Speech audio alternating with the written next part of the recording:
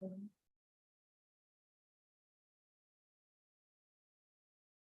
same meeting streaming live on my screen. I think I go on yours as well. Yeah. Looks like whatever gremlins were affecting us yesterday might have gone away. Okay. Okay. Good evening and welcome to members, officers, the press and public joining the Strategic Development Committee. The meeting is being streamed live on YouTube, so welcome also to those viewing us online.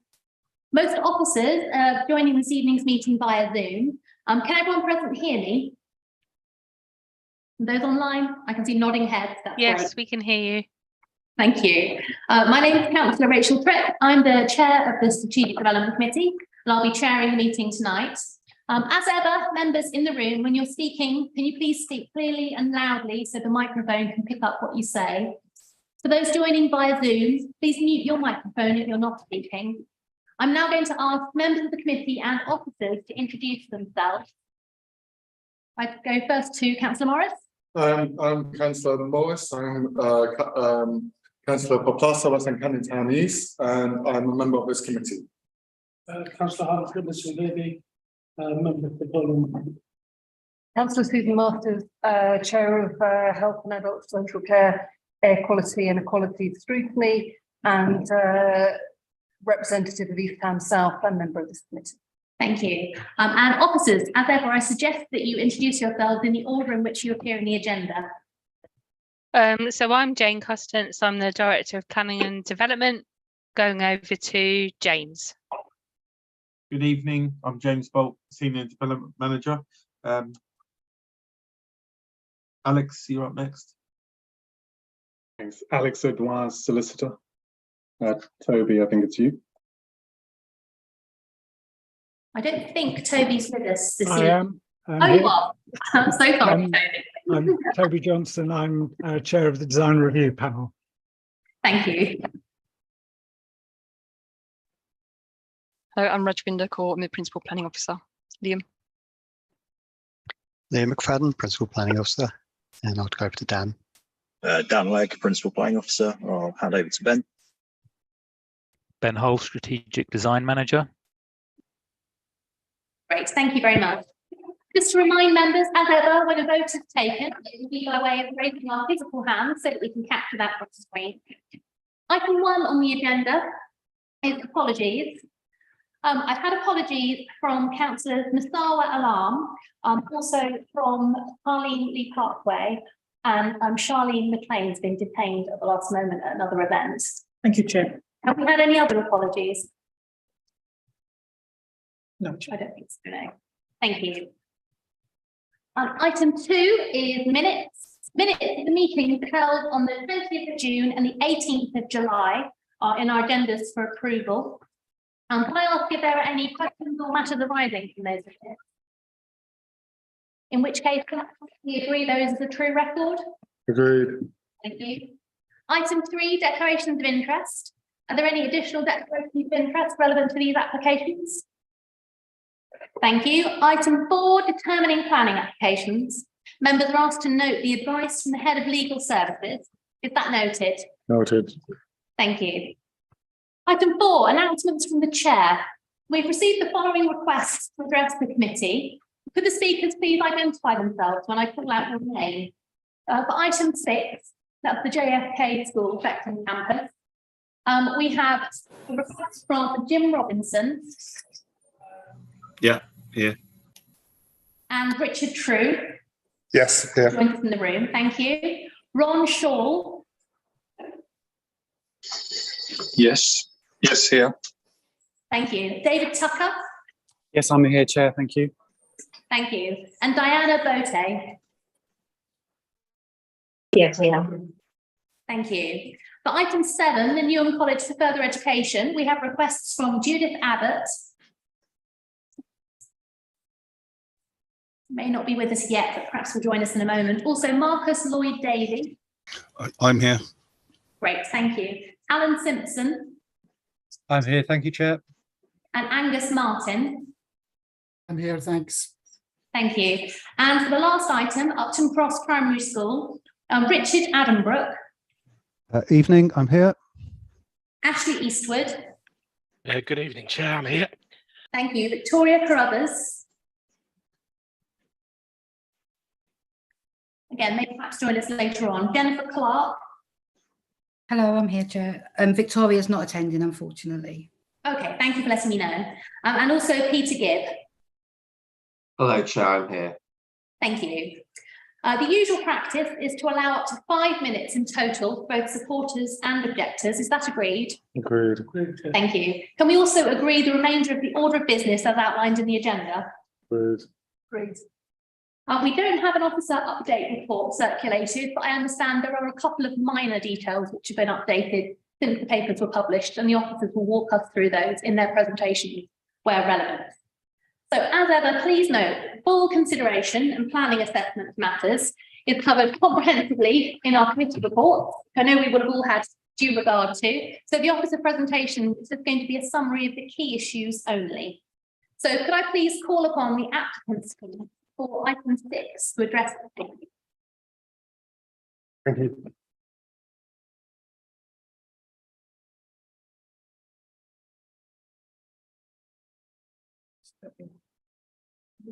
Presentation up onto screen. I will set a timer for 5 minutes. Okay.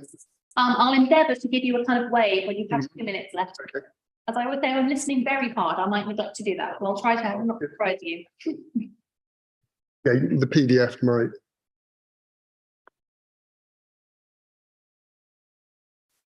On mine. Let's see.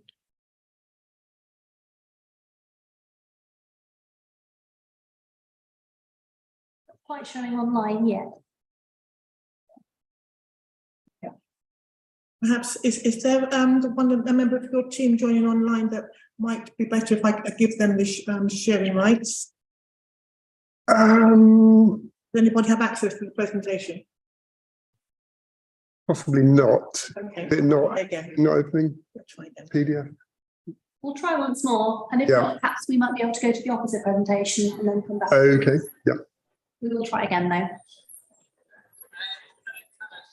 There you go. Ah. You could do F12. That's probably fine, isn't it? Oh, shall I? Okay. Yeah, that's fine. Ready. Okay. Thank you. Okay, so this is application for the extension of JFK Special School in Beckton to provide 40 additional autistic student spaces for ages years 10 to 19. I'm joined on Zoom, myself, I'm Richard True, the architect from Rivington Street Studio. On Zoom, I'm joined by David Tucker, also from Rivington Street Studio, Jim Robinson, the head teacher of JFK Special School, Ron Shaw, the architectural commissioning manager for Newham, and Diana Bote, the project manager for Newham. Next, please. So JFK has 4 sites across Newham. Beckton is for autistic students and is located on Tollgate Road. It's a single-storey building arranged around a central hall and existing car park, which was built in 2014.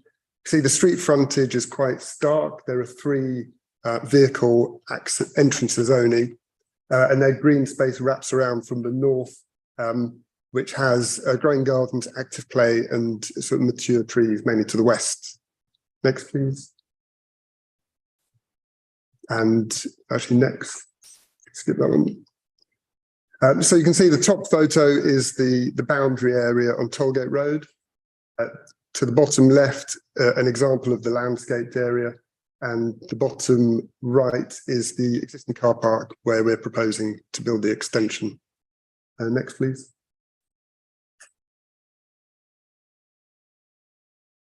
There are some existing areas of the existing building which are also proposed to be remodelled. The existing hall, where trampoline therapy is a very important facility, at the moment is a bit open to the general circulation, and at the bottom an existing food tech room and staff facilities which are also going to be remodelled. Next, please. So the proposed plan has the new build block to the right hand side on the existing car parking space, which minimises the impact of student areas, and it also gives the opportunity to more public facing spaces, entrance, a community cafe. And the 3 new classrooms and student facilities are located behind this, accessed off an arrival courtyard. Within the existing building, the existing hall division to create a trampoline area, admin areas are moved out and further student facilities are created. Next, please. So the admin areas are moved up to the first floor of the extension, and you can see this is offset away from the boundary. Next, please. Oh, actually, no, previous. So in terms of landscaping, the existing vehicle areas are reconfigured, on-site parking reduced, and a sequence of student spaces from the entrance courtyard to the sensory garden, calming courtyard, and improved green areas to the west. Next, please. So this is a 3D showing it in context. You can see planting on Holgate Road, and also note the PVs on both existing and new buildings, which is part of the net zero aspirations for the project. Next, please. So this view demonstrates the offset to mitigate, to avoid loss of sunlight and overlooking to the neighbours. In terms of materials, we have brickwork, which matches existing at the base, and a pigmented zinc cladding to give a civic presence to the upper floor. You can also see the new entrance. Just to know, we had 2 very productive meetings with the DRP, and I think we addressed various issues that they raised positively. I think it enhanced the project. This is a view from the drop-off area of the community cafe and the new entrance and the new timber canopy, which links the new and the existing building. Next, please. So new classrooms, they'll be flexible, but with a neutral palette in order not to cause overstimulation, and with controllable natural light and ventilation for a calm learning environment. Next, please. So just in summary, the benefits of the scheme, the improvement of the arrival experience and pedestrian experience, the additional 40 autistic provision spaces, the design provides a civic presence for the school, community room, cafe provides outreach to the community, new and enhanced staff facilities. There's also improvements to the existing building internally, and the landscape works enhance the external environment in urban realm. So that's it. Thank you. Thank you. Almost exactly to time. I'm going to suggest that we move on to the officer report and then have all the questions together as we usually do. Thank you, Chair. Just share my screen. I think I need the permission to share screen, please.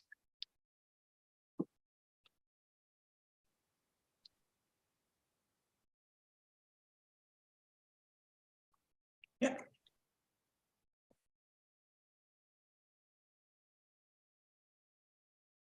I think you should be able to share your screen now, Liam. Let us know if not. Okay, is that sharing for everyone? Yes. Yep. Good, okay, thank you very much. Yes, so item 6 is JFK Academy. We've also been through quite a lot with the applicant's presentation, so I won't repeat too much. JFK Academy is located in West Beckton to the north of Tollgate Road. It's surrounded by residential properties on all sides. Just to point out, this application is a minor application. It's only before the committee because of our terms of reference, which require LE3 development, which is where the council is the applicant, or where the floor space is above 250 square metres of school use. So our requirements are that this goes to the committee. Because it is a minor application, it's not subject to a lot of the same requirements as major applications. So just as an example, you won't see any employment contributions on this because it doesn't apply. Just to bear that in mind. So the proposal, we've already seen it, it's an extension to the east side of the site, linked to the main building by a canopy. The application also includes internal remodelling to provide extra classrooms and improvements to the hall. It's noted it would be finished with brickwork at ground floor and zinc cladding at first floor level. It would have a part flat roof and part pitched roof on the taller section, and the canopy structure would be finished with hardwood materials. So the key planning considerations here are the principle of development, the design and appearance, impact on residential amenity, and impact on transport and travel. So principal development, this is an existing use. This is a specialised use which serves an identified need within the borough. The proposal would help intensify that use and further serve that need. So therefore, the proposal is acceptable in principle. In terms of design and appearance, as mentioned earlier, it has been to 2 design review panels. The applicants have worked with the comments that were received to improve the quality of design, whilst also taking account of the needs of the children who go there, who obviously can't have too much visual stimulation. So officers have looked at the designs now and consider that this works as a good compromise, and it is supported by officers. In terms of residential amenity, the height of extension is appropriate for the location. The main massing is set away from the neighbouring properties. So there are no windows which would directly overlook any private gardens or anything like that, and there will be no impact in terms of loss of light or overshadowing. So it's considered to be acceptable in terms of residential amenity. In terms of transport, there will be a reduction in the parking spaces from 21 to 11. The school has provided us with information that indicates this is the minimum amount of parking they need in order to function properly. So officers are satisfied that this is a positive step towards car-free development, even if it doesn't quite meet it. The redundant crossover would also be removed as part of this application. So subject to conditions and obligations to do that, there are no objections in terms of transport. Some key visuals here. You've already seen this really, but these are the elevation and the location of the extension and some CGIs which show it in context. So to summarise, the Strategic Development Committee is asked to resolve to agree the reasons for approval set out in this report and delegate authority to the Director of Planning and Development to grant permission subject to the conditions listed in Appendix 1 and the heads of terms listed in Appendix 2 of the committee report. Thank you. Thank you.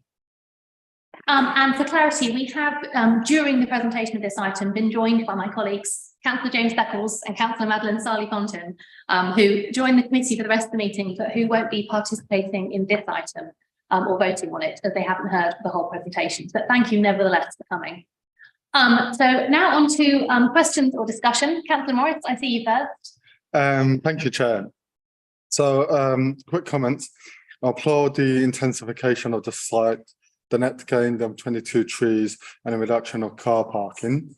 But also I really would like to welcome Jim Robinson, the head of JFK, because there has been an issue where we ask questions at this committee on a particular application, but actually we can't have those questions answered because the representative of the school's not there. So actually the presence of Mr. Robinson is most welcome. Questions, I have 4 questions. So I note that the BREEAM rating is very good, but on Agenda 7, the BREEAM rating is excellent. And I wonder whether there's an opportunity, maybe some quick wins where you can improve the BREEAM status to excellent or improve on it. On paragraph 78 on page 51, the environmental officer suggested a condition be made on odour and noise control, but the comment back was they're not required. Perhaps the officers can explain that. Why would the environmental officer suggest that condition if it's not required? But also if a community cafe is present, then perhaps odour and noise control is required. Third question, paragraph 96, page 53, suggests that had said indicated approval to provide 10 cycle spaces, but lacks detail. And I kind of would have hoped that by the time that the report had reached us, that it would provide confirmation of cycle places, but also details of those cycle parking. Specifically a clear indication of the numbers provided. And last question, on paragraph 110, page 54, it mentions insufficient runoff rates and greenfield rates. But when I looked at condition 7 on page 61, I found something about runoff rates, but actually I can't find anything on greenfield rates. And can you explain whether the conditions deal with the greenfield rates that deals with it? Thank you, Chair. Thank you very much. Would you or your colleague like to address the first question about the BREEAM rating first? Yes, I mean, I think the yes, so the current proposal is to meet BREEAM very good, which I believe is the sort of Newham local plan requirement. Having said that, we are the proposal is for a net zero in use energy project, hence the PVs on both the existing and new roof. And there's also low energy air source heat pumps, and the scheme is, does address the environmental aspects of that. So I think, I think it is better than very good in terms of what it's doing generally. Just one supplementary comment. When you say the local plan, we generally consider the local plan to be the minimum standard that we expect applicants to reach. Sometimes if we can push for a better standard, we do so. But that's my comment, Chair. No, I think that's fair enough. Thank you. The second question that you asked was about the suggestion of a condition on odour and noise control. Liam, are you able to address that for us? I can, yes. So the comments we got back from environmental health were looking at the on-site kitchen, which is already there. Because that's an existing use, we don't typically put additional controls on it. It's already existed in previously to this application coming in. In the interest of transparency, that's in the report because we didn't have time to go back and ask environmental health to correct that comment. So it's just there simply for transparency because those comments are online, so so no one is confused by environmental health requests and conditions which aren't necessary in this case. Thank you. Just to jump around John's questions a little, are you able to address the question about the condition about runoff and greenfield and the discrepancy between the recommendation and then the condition that's given? Yeah, I can do. So the comments were from our LLFA officer. So he'd like to see some more information on the SUDS management on this. In this case, we didn't have time to get that information before bringing it to committee. However, we felt that it can be addressed by condition. So the SUDS condition, which is on there, does cover everything that needs to be looked at, and it will be going back to that same officer for sign off. So if there's any additional information he'd like to see, he would have the final say on making sure that's in there. And for clarity, LFA officer is an LBN officer, but local flood authority, is that right? Local lead flood risk authority, I believe. Just for a supplementary question, can you explain what greenfield rates are? Because I'm not familiar with it, and I'm sure most of the committee is not. That would be very helpful, actually. Are you able to explain it for us? As far as I can, I'm not an expert in the field, but I understand that greenfield rate is the runoff water which goes onto the grass as opposed to down drains and things like that. That is my understanding of it. I won't hold my hand up and promise that's true.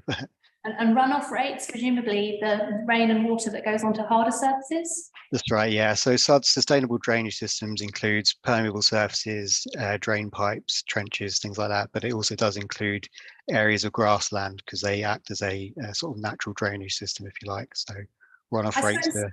I suppose knowing the environmental context, our overall concern as a committee is that new developments aren't adding to London's overall flood risk. You feel satisfied as officers that that is the case, do you? Yeah, exactly. That's why we have that condition there, so we can specifically address that. Okay. Thank you. And John's third question, I think, was about cycle spaces and about not necessarily having detail about the design of those and where they would be. Did you want to tackle that? Yes, we show the cycle spaces. They're just at the left of the new pedestrian entrance, so it's segregated from the vehicular access. So I think we've got a very good location for it, and we'll provide more detail as part of the planning condition process. And how many cycle spaces sorry, Chair? No, go ahead. How many cycle parking spaces are you planning on offering? At least 10. So the required amount. So that's an improvement to the existing, and I think that's a sufficient number. Chair, one more supplementary question, if you indulge me. Can I ask, is there an opportunity to expand the number of cycle spaces just so it allows teachers the option to park there, all teachers, but also parents of the individuals to park there? But also, can you confirm details about the security of that cycle parking as well? Yes, well, so in security, on the secure side of site through an access controlled gate, which is visible from the new reception area, and it will be overlooked by both the community cafe and the receptionist.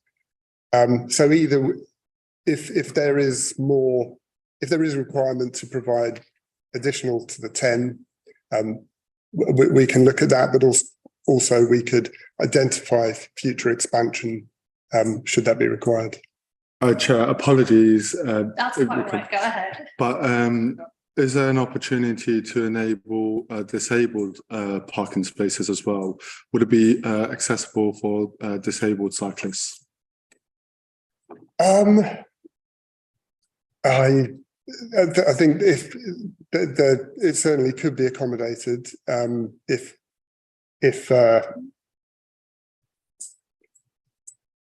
there was a need for it. I'm currently not sure of that need, but I think certainly something that we can look at. I suppose this kind of reflects our concerns as a committee that cycle parking is provided in a way that really encourages people who might not have thought of it otherwise to travel sustainably, and that they're not only to respond to need where it gets overwhelming, but it's there to encourage people where they can. Recognising, of course, that some of the people using the school will have needs that mean that they're not able to cycle independently, but also knowing that spaces for, say, cargo bikes and adaptive cycles, again, might be something that's important to provide preemptively. But I mean, having said that and how important it is, perhaps that's something we could leave with you to take away and to think about. But I think that it would go well with the kind of ethos of the community outreach. So I think that would be a positive thing to look at. I just wanted also to echo John's comments about how grateful we are to Jim Robinson, the head teacher, for being here. I know that head teachers have a lot of demands on their time, and I'm sure spending your evening speaking to a planning committee was maybe not first on your list of things you wanted to do. We appreciate you coming along a lot. As you are here, I wondered if I could perhaps ask you to tell us a bit about the proposal for the community cafe. It's a kind of an intriguing use for a school, and I'm keen to know just briefly what kind of things you envisage taking place there. Yeah, absolutely. I mean, I'll start by saying there's nowhere that I'd rather be than with you all. No, the community cafe, really, there are a number of schools across London who have undertaken building works in recent years that have included and incorporated community cafes. The two that we've really looked towards, one is Lister Community School, which is obviously in Newham, and our Plaistow site is co-located with Lister Community School. So we've learned a lot from their opening their community cafe. Similar kind of context of school in an otherwise very residential area with limited access to get a cup of tea in the morning. And that's worked very well to serve the local community, brought the local community into school more, and created more of a connection in that community. The other one is Spa School in Southwark, a special school with a community cafe.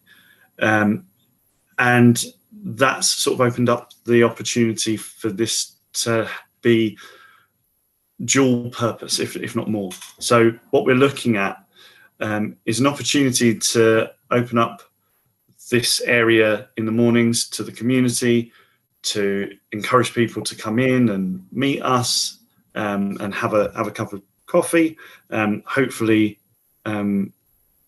that will create an even greater bond with our local area. But what we can also do is use that space for our students, for life skills learning, for career learning, independent living, training, and eventually have some of our learners actually working in the cafe, serving the community and interacting.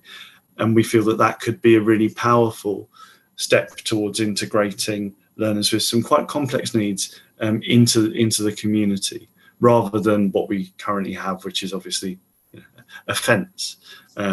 So there's also potential in the longer run for this to be a resource for the local community in terms of lettings. And so the uses are beyond just having a facility for people to get a drink in the morning, but we're hoping will actually be a real bridge between the school and the local area. That's really helpful, thank you. I mean, obviously all of our Newham schools are really important, but in some ways the schools that provide services to our children with special educational needs are especially important, and hearing about the way that you plan to make links with the local community seems particularly important for that group of children and their parents and families as well. Councillor Masters. Thank you. I was just going to sort of bring in a couple of questions from more from the kind of health angle. I'm a bit late to the table on this particular project because I'm a relatively new addition to the committee membership. And I'm just wondering, in terms of designing it in such a way that it will work for the autistic people who'll be using this premises, how the design process was carried out, whether your architectural business has a special expertise in this area, or whether you sought external advice, or whether you worked with the school to make sure that it wouldn't be disruptive. And then my second question is, given the sensitivity to noise, how you're going to manage the construction work so that it doesn't impact on the pupils? And again, I'm hoping I've not missed something. Thank you. In terms of the first question, we've done a number of special educational projects in Newham and with JFK as well. We worked with them to design the Plaistow satellite site for this school, which Jim mentioned. So I think we worked well with them and sort of gained experience from that as well, and their particular needs. And as you say, in terms of developing this design, we had many meetings with Jim and his colleagues in order to develop the design. In terms of the second question about noise sensitivity, yeah, I mean, obviously that's an important thing to manage during the construction, and as part of the construction management plan, which the main contractors will put together, that will be carefully considered in order to mitigate disturbance to the students. Was there any more detail that perhaps the head wanted to give about the impact of construction on existing students? I think it's also important to note that current planning means that there will be a separate entrance point for constructors. We'll be able to completely ring fence the physical space, so the impact on learners will be diminished through that. In relation to the build of the new block, which I imagine we're talking about, rather than the internal reconfiguration, which will happen in holiday periods. Okay, thank you. Given that Susan mentioned design, I'll come to you in a moment, Harvinder, thank you. I wondered if now might be a good moment to bring in Toby, the chair of our design review panel. We're always really pleased when applications go via the design review panel, and we get a lot out of that process and a lot of reassurance as well. Could you tell us a bit about some of the negotiations that went on, Toby, and whether you think that the application has really got to a satisfactory place? Yes, no, this is definitely a good news story. I think, clearly the project is one that the panel was very keen to support. I think the initial comments we had was about trying to sort of create more of a public face and more of a sort of civic presence for the school, and the applicants responded to that, sort of creating the sort of pedestrian area in front of the entrance, and enhancing the main entrance on the street to distinguish it from the rest of the street frontage. I think we're sort of happy with the way that the new extension has developed. Obviously, we were concerned that it wasn't overbearing on the neighbours, and I think we're satisfied that the measures that have been taken to set back the massing address that concern. And I think the main comment we made when we last met was quite detailed in nature, but the applicants addressed that, which was about the materiality and detailing of the canopy, which has been updated since we saw it. So I think this is a scheme we're very happy to support, and I think will be a real asset for Newham. That's really helpful. Thank you. Councillor Singh Birding. Yes, thank you. Thank you, Toby. Obviously, you've from the questions I was going to ask you about the canopy, in the sense that obviously you're a lot more happier now rather than the comments we see on page 41. So obviously, if that is something which is a win-win situation, I'm really grateful for you working on that. Just a couple more questions. The number of classrooms, considering that as an LEA, we are rather short classrooms in a sense. Do you think we've used the opportunity to ensure we've tried to get the maximum we can? That's my first question. Second question would be considering this especially the disabled parking, but we've got 1 3 bed in a sense. And the last one on is obviously the service area. Do you think that with the level of parking we've got and the level of staff, would any of the staff be with the need of a disabled bay or? So in answer to your first question about classrooms, so currently there are 10 classrooms on site. Because we're moving the admin areas to the first floor of the extension, the total increase in classrooms is actually seven new classrooms. It's the 3 new of the extension, plus creating further classrooms in the existing building. I think that's it's more than the original brief. So I think it's that from that point of view, I think it works well. The second question was the disabled parking. Yeah, you're correct that we're showing 1 additional disabled blue badge space. I think in terms of the parking, it's really working hard to get as much in a small space to allow the school to operate. I think Jim could add to that perhaps in terms of there's various visiting therapists and also some requirements for some parents when they come that they need to drop off some certain students which can't travel by minibus. So I don't know if Jim, you would possibly add.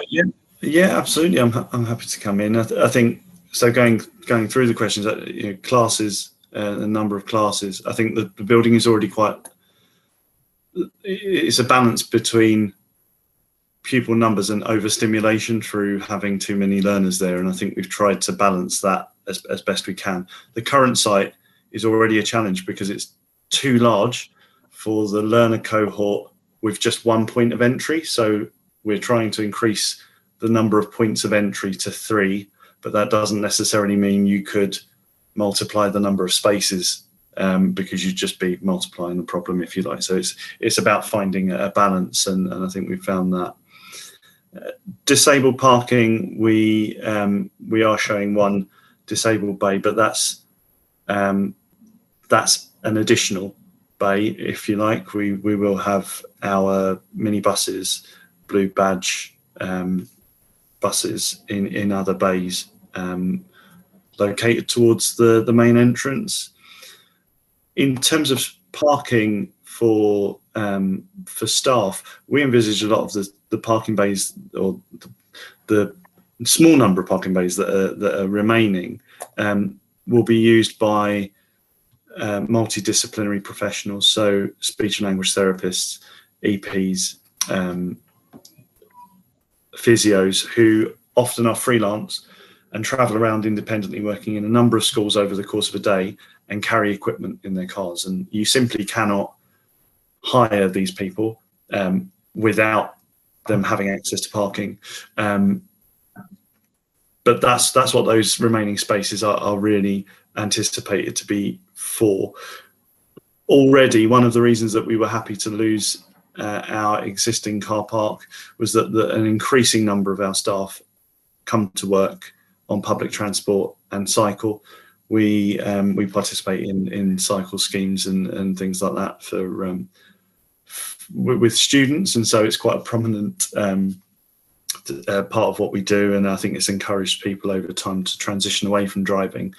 So we're not expecting or have any cause to anticipate that the parking that's there to be either too generous or insufficient. The parking for disabled staff members, finally, that's not anticipated to be an issue. The needs of the learners on that site mean that staff have to be physically able in order to maintain safety and work effectively. And so if somebody has a physical impairment, we are far more likely to direct that staff member to work on one of our other sites where there is less physical challenge and less need to be physically mobile. I think that covers everything. Thank you. Susan, I can see you. Yeah, just coming off the back of Harvinder's question about classroom numbers. So I think I can see where that came from, because I was slightly thrown. And just for clarity, when you look at page 32, it says that the school has an existing 10 classrooms, but it's proposed that there will be 7, which I think Harvinder read as a reduction in classrooms, and certainly I read it as that. Is it actually that what's proposed is an additional 7 classrooms in addition to the 10? Yes, that's correct. I think it's a typo. I think it should say 17. Okay, fine. That's my only question. Thank you. I did also have a question. This might be best answered by someone from Newham. That might be you, Diana. I know sometimes when we speak to residents about the provision of specialist education, they're worried about inclusion and about participation by children with special educational needs.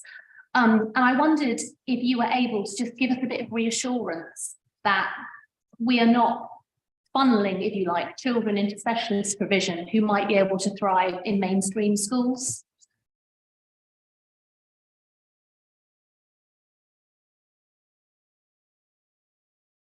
Diana, I'm not sure if you're still online or whether perhaps if you are speaking, you may be on mute. Hello, can you hear me now? Oh, we can hear you now. Sorry. Apologies. Yes, perhaps you may want to add a little bit more, but in terms of we keep all the community engaged throughout the construction process. We also, throughout the construction period, we send new letters to them to make sure that they know what development is coming on board. And we obviously already had a consultation with them to let them know about the new facility.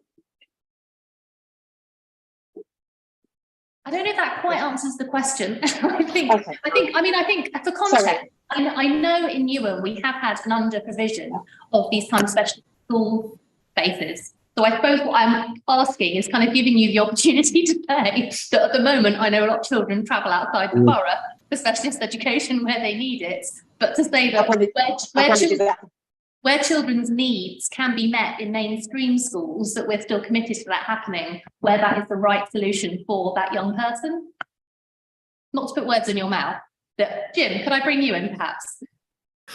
Yeah, I'd be happy to talk about it. I think the historic approach to inclusion in Newham is really what you're referencing, and people's at times quite literal interpretation of inclusion and how that has over time fed into policy and decision making. But ultimately what that means is there are insufficient number of spaces for learners with the most complex needs in this borough. And when you compare us to virtually every other local authority in the country, we have fewer spaces for our most complex young people who simply would not be able to manage in that mainstream environment. Just to give an idea, we are the only autism specialist school in the borough. With this expansion, we would be moving up to roughly 145 spaces. The number of young people with autism in Newham, by Newham's own figures, is projected to increase by 350 by 2025. Autism is a spectrum, and autism is only one type of learning difficulty as well. You can multiply that out. But in terms of autism, there is a spectrum. And absolutely, some of those young people in that 350 should certainly be in mainstream environments and catered for in mainstream educational context. But some, it's simply not feasible for them. It's not conducive to the effective education of other children, which is part of the code of practice. And the types of provision that we provide and the specialist inputs that we provide are written into education, health and care plans. And as long as they are, those provisions need to exist to meet those, to cater for those needs. So young people who can access mainstream provisions will continue to do so, absolutely. And this is not an attempt to create spaces for anyone other than those with the most complex needs. That's really helpful. Thank you.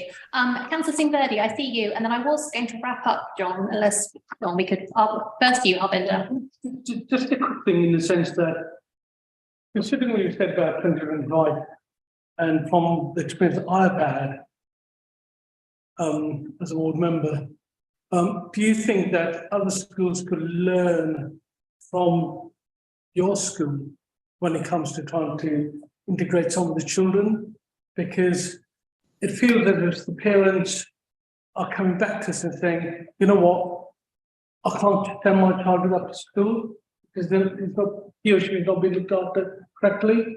So do you think if we were to move forward and say, yeah, we've got specialist schools, we could help other schools? Something which we could take on board, considering that obviously it's a specialist school. Yeah, we already do quite a lot of work in the local community with mainstream schools. We historically have been a teaching school. Obviously, they're different now, and there are fewer of them. But we were a teaching school offering outreach and in-reach support and training. We are in the process, as part of the Learning in Harmony Trust, of establishing a centre of excellence in practice, which is largely focused around our existing SEND provision and the qualified trainers that we have and the licenses for things like Team Teach and Autism Education Trust licenses. We have our own bank of fully trained attention autism trainers, and we're currently working with the local authority SEND service in scoping where our internal offer can help supplement some of the local authorities' existing offer so that we can maximise that our reach. That is really helpful to know also. Well, obviously slightly out of our scope as a planning committee, but nevertheless as elected representatives who increasingly hear from families with autistic children in need of support, really reassuring. John, I'm going to bring you in very briefly and then I'm minded to move us to the vote. Quick question for clarity. Am I right when Mr. Robinson said that blue teachers would not be allowed to, they wouldn't employ people who would use blue badge parking bays? And if so, can perhaps the lawyer provide legal advice on whether that's discriminated? Again, feels a little outside our scope, but Jim, I think what you had said is that you would be looking for capabilities from teachers about these students, and you might deploy someone who had a physical disability elsewhere, but perhaps you could just clarify that point for us. Yes, the needs of the learners on this site are quite complex, and along with that comes physical challenge at times. So all staff based at our Beckton site are trained to manage incidents of physical aggression, as well as to hopefully de-escalate and avoid those in the first instance. But it does that the site requires staff who are physically mobile, physically able and fit, and able to adjust to a changing situation. Someone with a significant physical impairment would not be able to work in some of those classrooms safely in terms of risk assessment. But other JFK sites, such as Stratford, we work with a different learner cohort. There's limited risk in terms of challenge, and things can be managed better. We are one school, although we have 4 sites.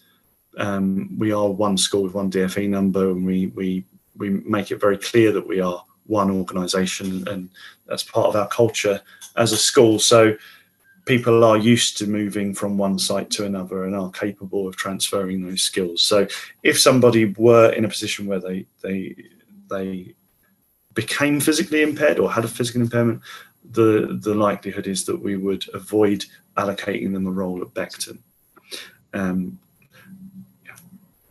Thank you.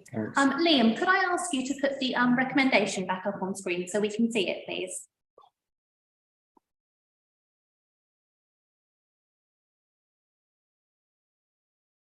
Thank you. So the committee is asked to resolve to agree the reasons for approval and delegate authority to the Director of Planning and Development, etc. Can I ask for those in favour to please raise their hands? That is unanimous. Thank you very much. That concludes the first item on the agenda. As I always say, you are, of course, welcome to stay for the rest of the meeting, but we will understand if you have other things to do. Thank you very much. And we can move on to agenda item 7, which is the Newham College for Further Education.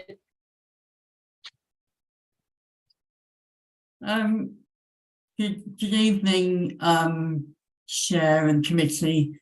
My name is Judith Abbott, and I'm the Chief Operating Officer at Newham College. Thank you for giving me the opportunity to speak. This is an application to demolish our existing Y block and replace it with a new smaller building that's fit for purpose for our needs going forward. And I can't stress how important this project is to the college. The college has got 2 campuses in the borough, and both of them have suffered from many decades of underinvestment. And we're now in the process of investing circa £27 million across the 2 campuses. And this particular project is the most significant of our investments and will make the biggest difference. The existing Y block has got the dubious accolade of being our very worst building. It's so bad, in fact, that we've currently mothballed it, as it's just not fit for purpose for teaching and learning. It's too hot in the summer, it's too cold in the winter, you can't shut the windows, the roof leaks, and it's just no longer fit for teaching and learning, and is beyond economic repair. The fabric's at the end of its useful life. It's circa 60 years old, and the internal space is not very flexible. You can't configure it, and it currently houses some very elderly science laboratories which have already been re-provided elsewhere on the campus. We're looking to replace it with a flagship state-of-the-art building that will inspire our learners, the learners of Newham for generations to come. And enhance the public realm, because the current building is just frankly an eyesore. It will be built to BREEAM excellent standards and designed with flexible spaces that we can adapt according to our needs, ensuring that it's future-proof. So, for example, it will have demountable walls, so we can make much bigger classes when we need to, and use the spaces for multiple purposes. It will have IT breakout spaces, which will facilitate more modern ways of teaching and learning through flipped learning and collaborative working. And it will have 7 purpose-built IT digital classrooms that will meet our needs going forward. The classrooms we currently have for IT, there aren't enough of them, and mostly they're too small for the sizes of classes that we're currently getting. And our student numbers are growing year on year, so we need to plan for current and future needs. Just to let you know that you have 2 minutes left. So I will hand over in that case to my colleague Marcus, who will tell you more about the new building. So the new building itself will directly replace the aging building that we've just discussed. It will be able to reduce CO2 levels and create an environment where students are able to innovate, socialize, and collaborate in order to bring the best benefits. We're looking at trying to reduce the carbon emissions completely to net zero. So on a baseline build of this nature, you'd normally expect carbon emissions to be around about 7.5 tons of carbon per year. We are, by bringing in high performance facades, natural ventilations, low energy systems, and air source heat pumps, reducing that to 6,600 tons, 6.6 tons of carbon per year. And then we're actually putting in PV cells to produce the electricity to offset that 6.6 tons, sorry, in order to offset that and completely make it net zero. So basically, if you've seen the EPC ratings of buildings, which is the energy performance certificates, we're taking it from E/F to an A-rated building, trying to fit that in with other projects that we're running consecutively at the same time, which is replacing 550 windows, single glazed aluminium windows. We have changed 6,500 LED lights. We're putting further air source heat pumps at the Stratford campus as we speak as well. All of this is trying to encourage our commitment to net zero, which can only be done with both central government and local government help around, investment and support with the green initiatives. We are trying to create a better environment for our students. That's what we're trying to do. The building itself also has a large asbestos problem, which wasn't mentioned, which we're having to deal with as well before we demolish it. Thank you. That does conclude your 5 minutes. I was going to ask if there were any final points you wanted to make, but it sounds as if you may have just wrapped up. Great, thank you. In which case, could we move on to the officer report, please? Thank you, Chair. I'll share my screen now.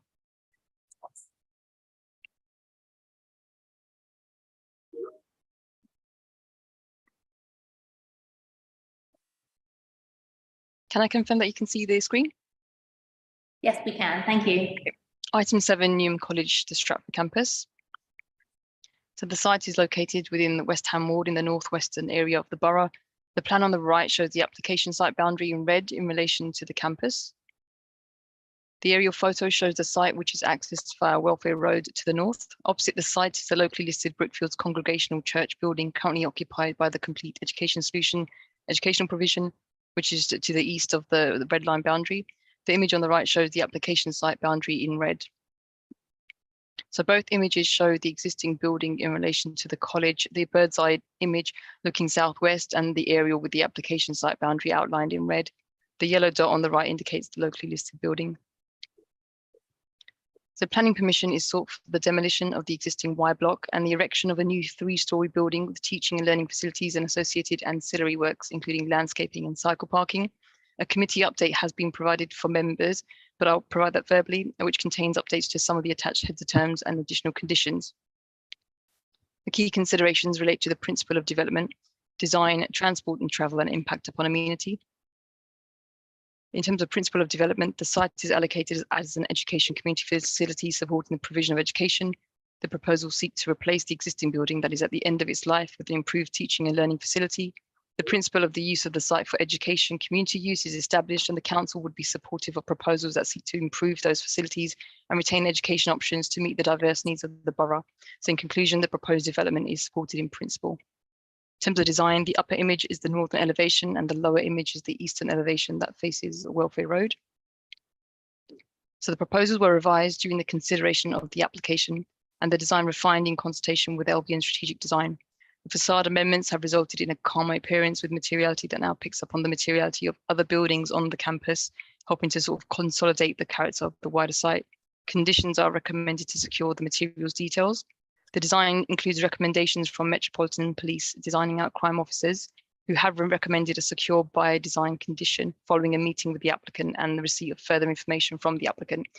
The recommended condition is included within the committee update and would be attached should permission be granted. Overall, it is considered that the building is proportionate to the site and of good quality, and that proposals take account the needs of the college.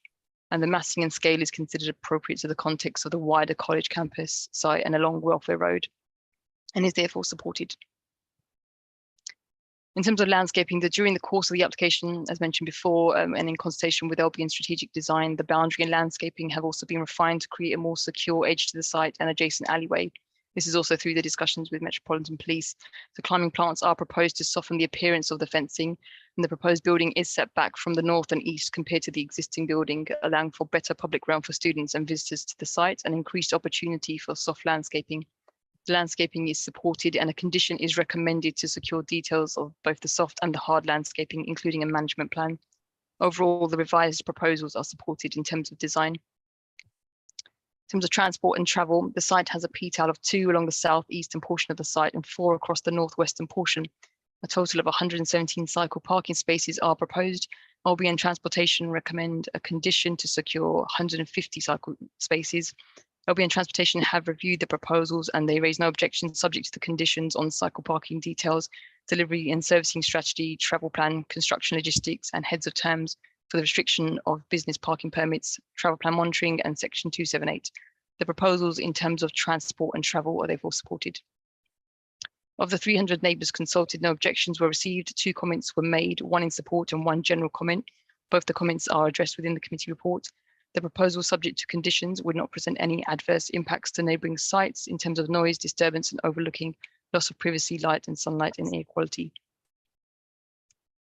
In terms of the recommendation, Strategic Development Committee is asked to note the committee update and resolve to agree the reasons for approval as set out in this report, and to delegate authority to the Director of Planning and Development to grant planning permission subject to the completion of a legal agreement under Section 106 of the Town and Country Planning Act 1990, based on the heads of terms identified at Appendix 2 of this report and the conditions listed in Appendix 1 of the committee report. I would also like to note in the committee update, the employment contribution figure has been reduced from 72,000 to 47,000, just for members to note that as well. Thank you. Thank you. I'm going to move to questions or comments from committee members. John, see you first, and then Susan. Chair, I'm not sure whether this counts as a conflict of interest or an interest in any way, shape or form, but I used to be a student of Noon College and actually used to attend the college. I allowed the chair to decide whether that is an interest to be registered or not. But first of all, I'd like to commend the BREEAM rating of excellent and the incorporation of air source heat pumps. I always like to hear measures about this, or buildings that reach the best that they can be in terms of climate friendly. But also what particularly interests me was on paragraph 6.6 is to hear about the college's decarbonisation plan, which I actually think is a really, really good thing to read in these reports. But I am slightly disappointed that the urban greening factor is 0.26 and not 0.3 as the London Plan recommendation. But also in terms of questions, I note that on paragraph 126 that it listed as 150 cycle parking spaces was needed as a minimum and was recommended as a condition. However, on page 115, condition 11, in the heads of terms, I can't find any number reference to 150 cycle parking spaces. Can I confirm that it's 117 and not 150? And why is it that the recommendation is 150 and it's not reached? And I have 2 other questions, but this one's probably different scope. How will you inform residents of the risk of the asbestos removal? And can you confirm what Thames Water asset is nearby that requires a level of caution within the construction build? Thank you. Would someone like to clarify the discrepancy in the number of cycle parking spaces first, perhaps? Thank you, Chair. The applicant proposed 117 and LWN Transportation reviewed it and said 150 are required because it seems that the campus for the cycle parking serving the entire campus is located in this location. So it seemed fit to put 150. The condition does say in line with London Plan standards. However, if members wish to, we could insert the 150 into the condition so that it's there. I think if that's what's required by the London Plan and what's recommended, then that is what we would like to see there, yeah. Yeah. Yeah, Chair. Do I propose it or? I know, I think we just agree that now, I think. Thank you. The second of John's questions was about local residents and the impact of asbestos. Maybe the applicant could take that one, but Judge, take the third question on Thames Water. So it's water mains. So Thames Water had advised in the informatives they have water mains that are crossing or close to the development. So Okay. it would, before works commence, they contact the applicant, contact Thames Water. And that presumably is also a condition which is in front of us as well. It's in informatives. So Thames Water have recommended informatives for that. Okay. Thank you. And about the impact on local residents during construction, if there is existing asbestos. Chair, if I can perhaps step in there, it's Angus Martin from AV Projects. We're the planning agents working with New College. And in terms of just that whole process, clearly the college place the residents around the site very much in their mind when they're thinking about the construction and the demolition works that will be required on site. There will be a construction environmental management plan put together working with council officers to agree the detail of that. One element of that management plan will be very much about the approach to keeping neighbours informed about the process and the mitigation and control measures. And I believe that's also a condition that's proposed as part of the officer's report. That address that issue. Thank you. Thank you. Susan, and then Mads. So I've got a load of questions around safety, mainly concerned with clauses on page 103, and then there's one on, well, point 104. You confirm that there's limited contamination on site, although it seems to be low risk. I'm just wondering if you could tell us a bit more about that. I mean, is this the asbestos you've just referred to, or is this a separate issue? So the environmental health have provided comments, and it's a soil. It's referred to the soil, not the asbestos. So they're talking about soil contamination. Okay, so perhaps you could tell us a bit about the contamination. The comments haven't provided exact details of what the contamination is, but environmental health don't consider it necessary to attach a separate condition for remediation. So it could be linked to the previous use of the site, so a previous brownfield use of the site historically. Okay, I'm slightly disappointed that we don't have that information to hand, given the fact that it's worthy of comment in the first place. Secondly, point 111, in terms of people with restricted mobility, we have refuge spaces with emergency voice communication systems.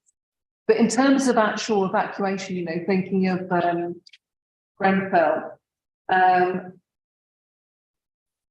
are there ways to actually get these people out, or is the best we can hope for that we have refuge spaces that will protect them from, I think, is it an hour or 2 hours that refuge spaces offer people protection for in the event of a fire?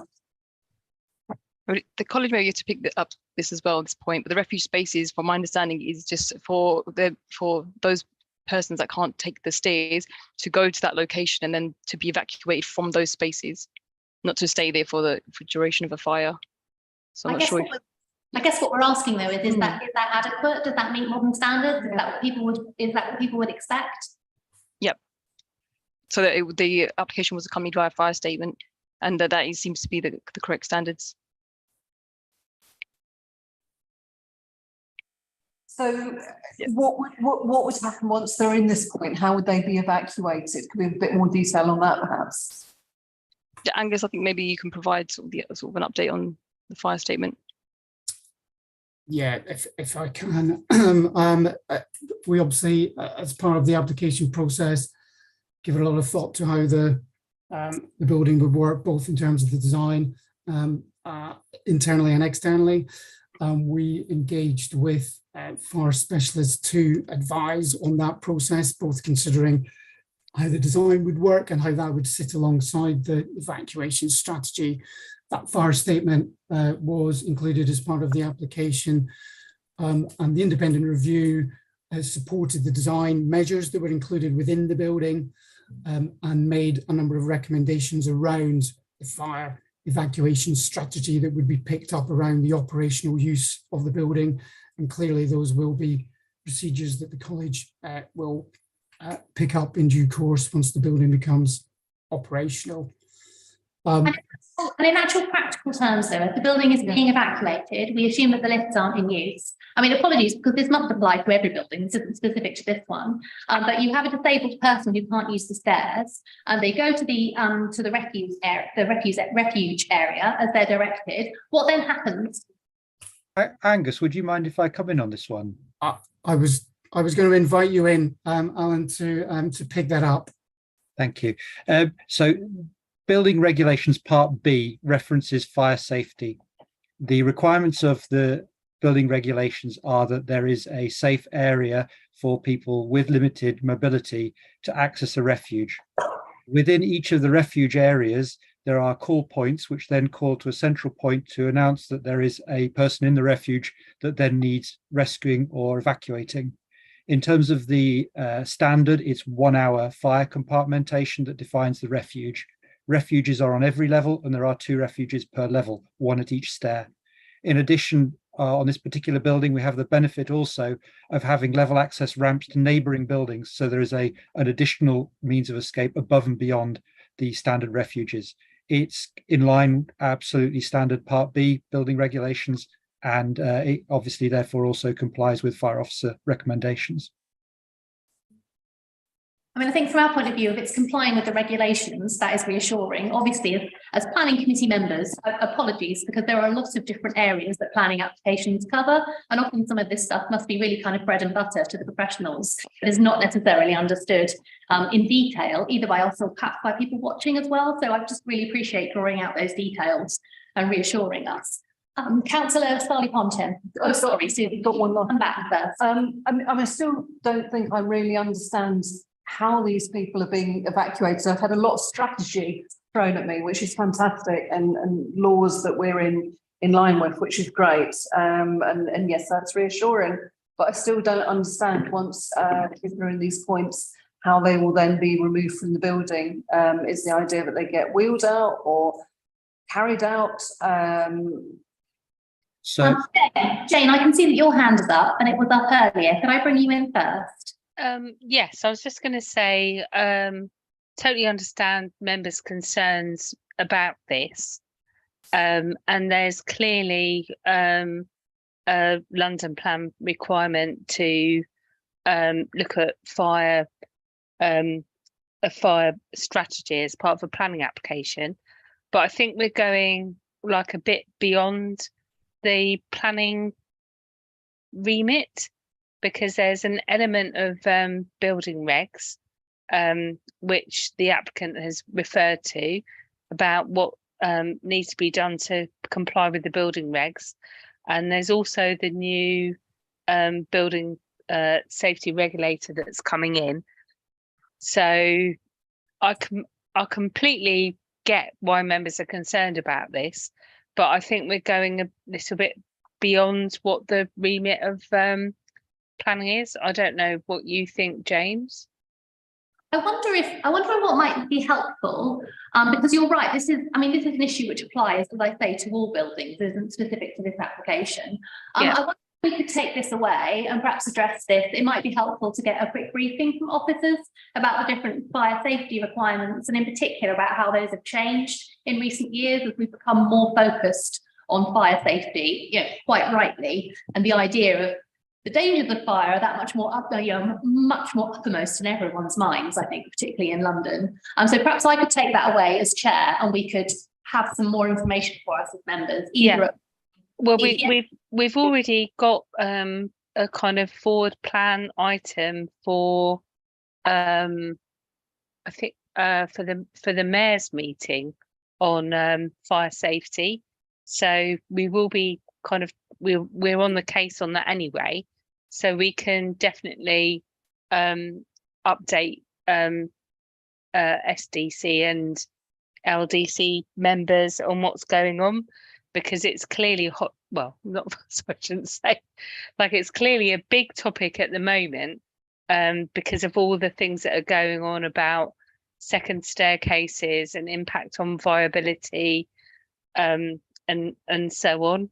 And it's it's something that I'm personally a campaigner about, because I don't think it's really acceptable to say that you can kind of put somebody in a refuge and then what happens to them after that, or expect colleagues to carry somebody down the stairs. But these are things that are going beyond the planning remit. So totally get what members are saying, but I don't think that, I think this is going beyond the remit of planning. I will take that away as an action point. And then I've just got my final point, which I was quite worried on page 120. The post-commercial development appears to have an above average risk of causing human ill health due to Legionella bacterial colonisation of the water systems. I'm just wondering if anyone could comment on mitigation of that particular item. Thank you. Those are the informatives that are often put on by environmental health officers, and it's informatives for the applicant to take into consideration when they're going forward with the development. But it's not one which we put a specific condition on to combat Legionnaires in the facility itself. It normally relates to existing sort of showers and stagnant water within existing facilities. But maybe that's something for the applicant to comment on. Yep. It does say an above average risk, which I suppose is what's drawn our attention to that. Perhaps explain why. Is anyone able to let us know why it might be an above average risk?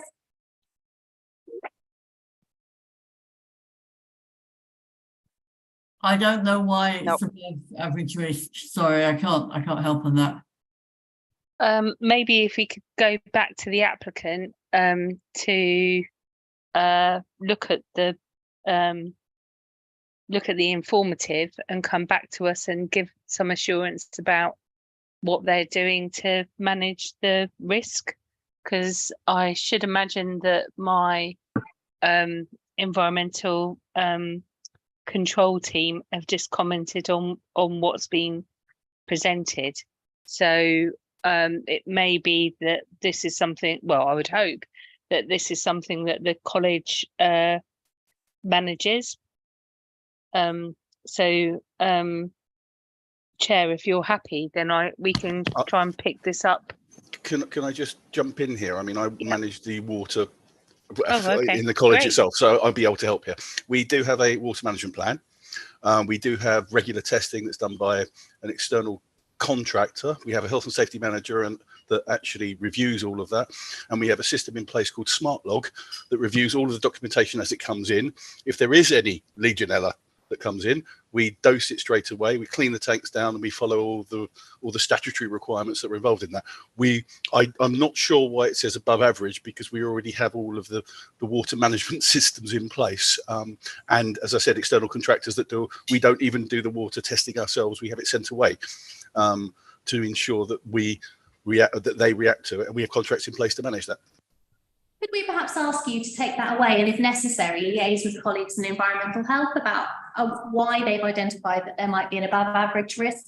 Because it sounds like something that you would want to pick up in any case. Yeah, I mean, in an office building of that type, I don't understand why it would be, so I will take it away, but we would put in exactly the same moderation in place to ensure that it's regularly tested, and that if there was, and it sometimes does happen that you have a positive test, that you then deal with it and you dose it with the appropriate chemicals and you clean the system out. That's all you really need to do with Legionella, especially within those type of environments, and also make sure that it's flushed regularly. So we've got all of that already in place. So I can't understand why we've actually got that as a recommendation. Okay, thank you. Yeah, I think it's probably just because they've commented on what information was submitted with the application rather than what the applicant has just said. So I think we can probably cover that off if that's okay with you, Chair, by the route that you've recommended. No, I'm happy with that. Thank you. Members, forgive me, I lost track of who had their hand up. Councillor Shirley Fortune, and I brought you in yet. I didn't think I had. And then I can see Councillor Beckles and back to John. Judith, can I have some questions of you with regards to the design? Judith? Sorry, I can't quite hear that. What was the question? Sorry, I was trying to speak up. I think my microphone's been moved. Okay, I'm going to have to project to the rear of the auditorium. Judith, what's the current average size of IT classes at Stratford campus? Well, it varies very much depending on the size of the actual classroom. So an average is probably somewhat meaningless, but we've got classrooms that will only house 12 IT students. There are smaller ones, and what we really need are classes of 20 plus. So the new building will give us 7 new IT classrooms, which all meet the size requirements that we've got. Because I noticed on the plan that they all seat 20. So yeah. I was wondering whether you were going to get to a stage quite quickly where you're going to find yourself over-number for the size of the room. I very much doubt that we will reach that quite quickly. As I say, that the classrooms that we've got currently, a number of them are only 12, but typically we would look to have a class size of around the 18 mark. Okay. Adding on to that, with the addition of this extra teaching space, so you're looking at how many classrooms is it? 7 classrooms times 20. So how many extra students would you be looking at across the week on an average day?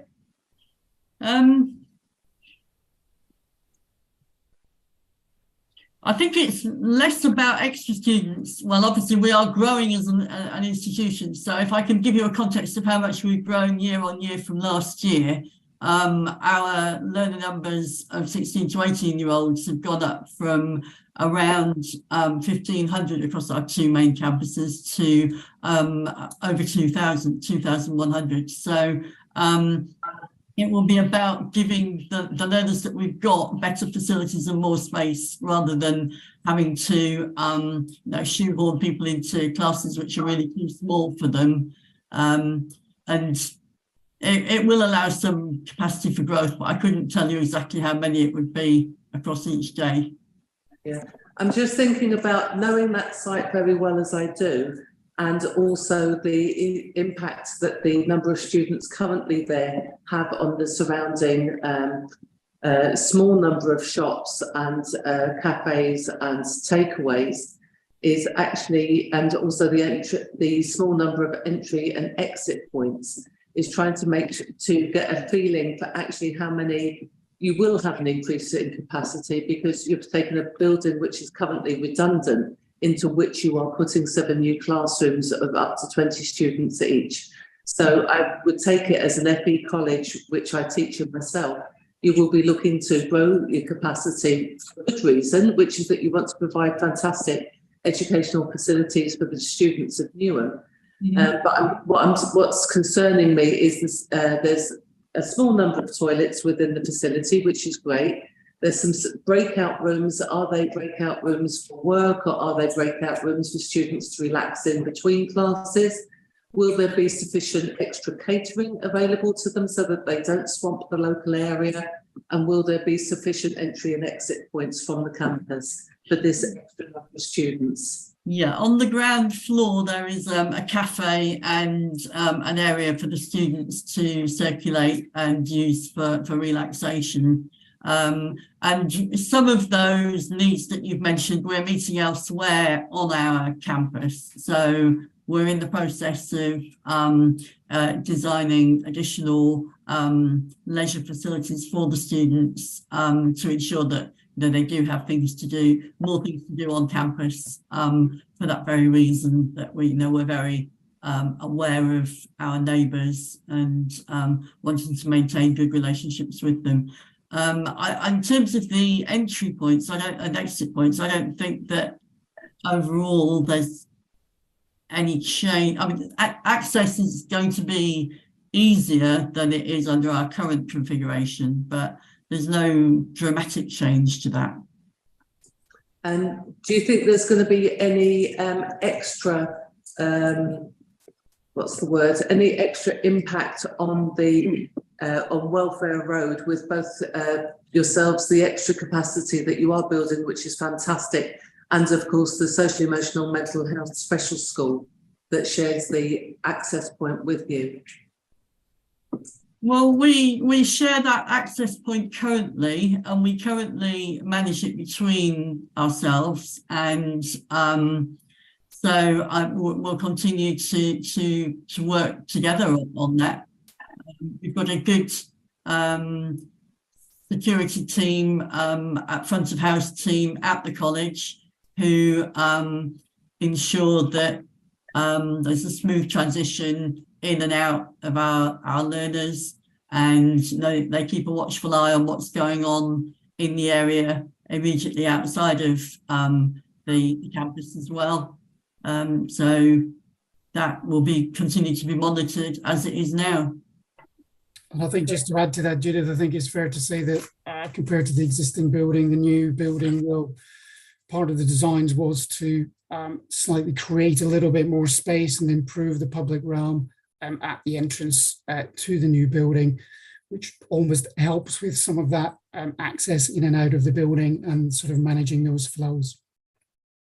That's absolutely fantastic, because as we know, your building has for many years, as you say, suffered from underinvestment. And whilst it's a fantastic spot in terms of its centrality to Stratford and the Stratford community and is very much appreciated by the community, it's not the most beautiful place in the whole of Stratford, and that takes quite a lot of beating at times. So thank you very much. Thank you.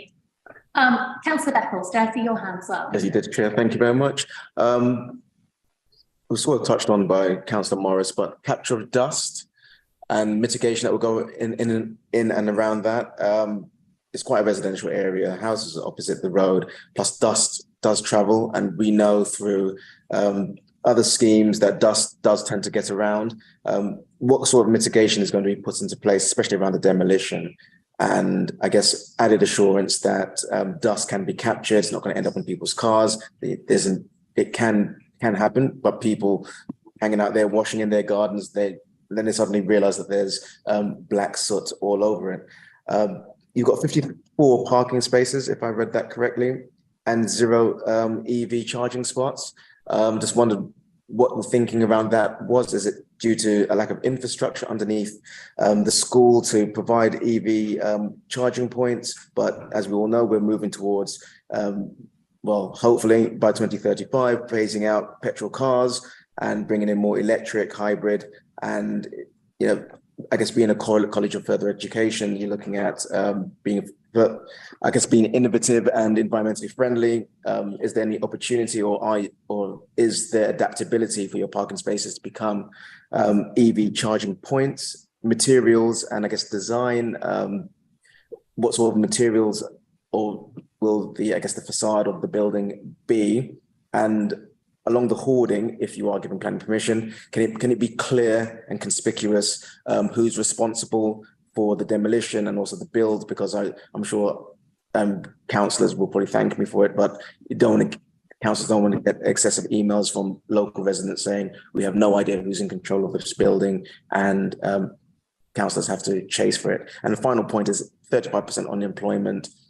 This will probably be a good opportunity to get your local students in on this.